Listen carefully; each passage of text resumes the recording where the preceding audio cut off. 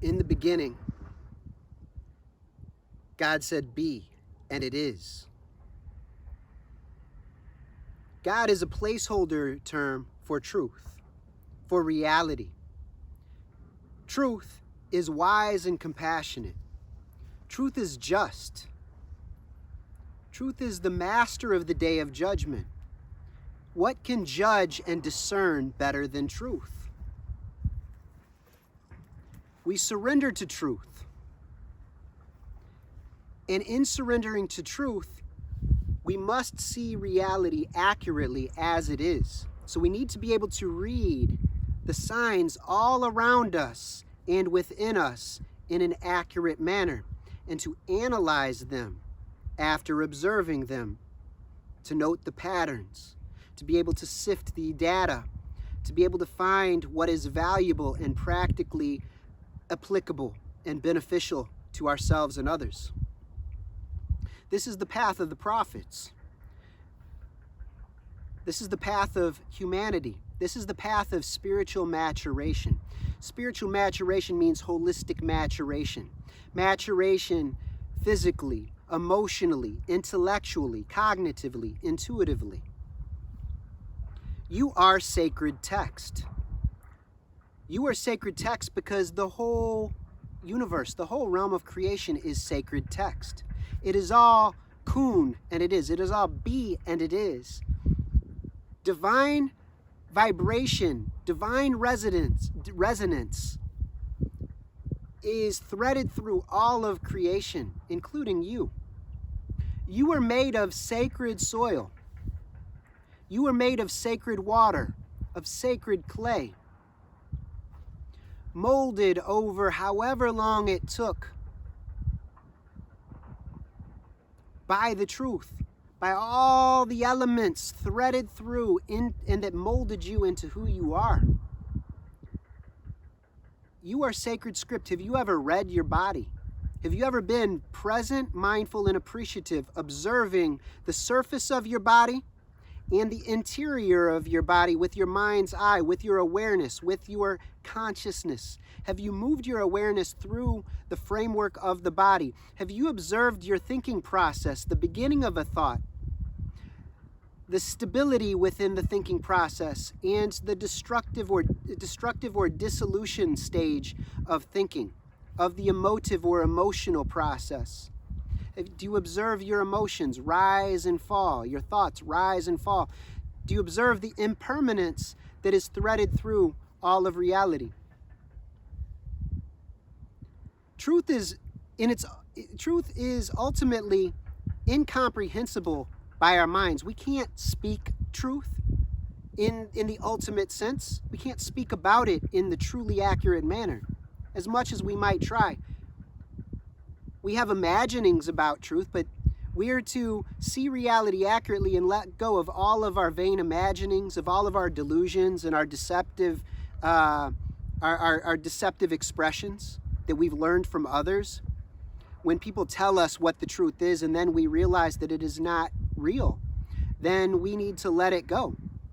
So Islam is actually a path of letting go, of seeing things accurately, of reading reality, Iqra, of seeing it accurately, analyzing it to see what it is and how it relates to ourselves and others, to recognize that everything within creation is interrelated, interdependent, and interconnected, and that we need to live in harmony with it. So we harmonize ourselves with natural law.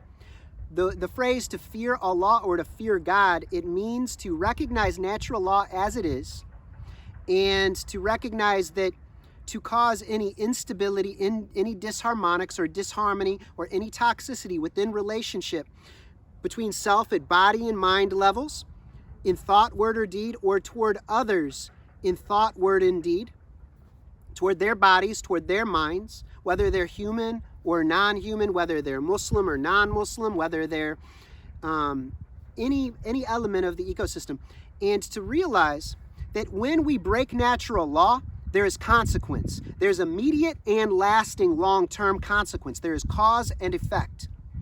If we cause disharmonics bodily, there's going to be a problem. If you want to eat food-like stuffs for years and not eat real nutrition, then you are necessarily going to have a repercussion.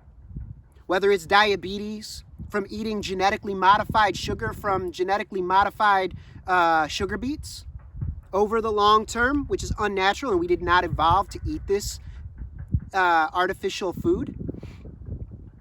Whether it is through absorbing things into the skin by putting toxic chemicals that are concocted in laboratories, putting it onto our biggest absorptive organ, to any of the body, like in absorbing it, this is going to lead to consequences such as skin cancers or internal cancers, or if we subject ourselves to unnatural energies on a consistent basis through harmful radiance that can be weaponized and have been weaponized in various ways over the past century.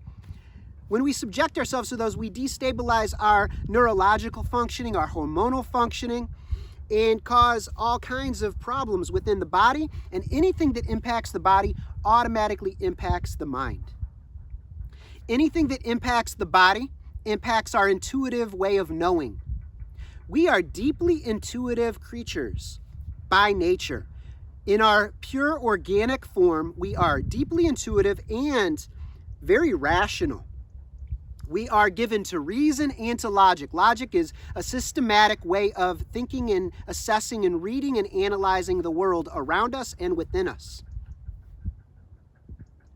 So, I encourage us all to seek truth and to surrender to truth by living a pure and ethical lifestyle. Not to join a religion, not to struggle against it by being anti-religious, but by living a holistically mature life, a truly holistic way of life. The prophetic path is the path of true humanity, of complete humanity, of mature humanity, not the artificially constructed systems that have been made that try to co-opt the name prophet and prophetic. This is not our path. Our path is the way of the true humans, many of whom we have been related to us in the stories of the prophets, peace be upon all of them, who have brought us scriptures at key points in history for us to remind us that fitra is our natural way of living, and to remind us that we need to read the outer and the inner in order to see reality accurately, and that we need to align ourselves with natural law, and we need to behave in a pure and ethical manner. This is the way of the prophets, all of them. Peace be upon all of them. We do not discriminate between them, for they are one. You have the prophetic reality within you, genetically, energetically, spiritually. You have access to all of the prophets, all of their teachings. You are a walking library. You have access through your sacred genetics to all of humanity and all we have ever studied and learned. The devils want us to not realize our potential. The devils do not want us to know who we are and who we are meant to be. The devils, they believe that they are to be the inheritors of the created realm. The inheritors of the created realm will only be those who seek truth wholeheartedly, with sincerity, and surrender to truth,